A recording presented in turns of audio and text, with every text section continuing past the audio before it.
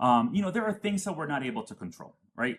Impacts of adverse weather, if the drought hits, that's largely outside of our control.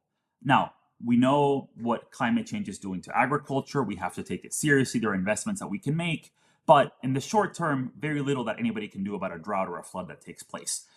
So there are certain things that policymakers, stakeholders have very little control over, but then there are many others that they have a lot of control. So when it comes to trade policy, I mean, there is decades of evidence that says that tariffs are inflationary. Engaging in trade wars is not very productive. It's counterproductive to producers, to consumers. People lose in these types of situations.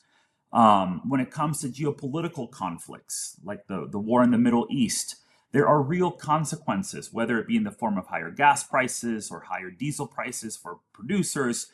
And, I think if I had one message to convey, is that producers, consumers, everybody's looking for a little bit more certainty when it comes to policy.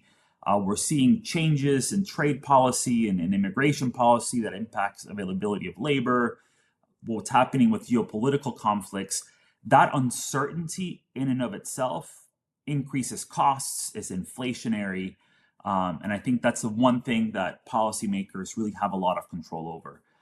It's just providing much more certainty in the current environment for our producers to make optimal decisions, for our consumers to make the best decisions that they can. And it's something that I think can go a long way to sort of helping stabilize what we're seeing in the agri-food system.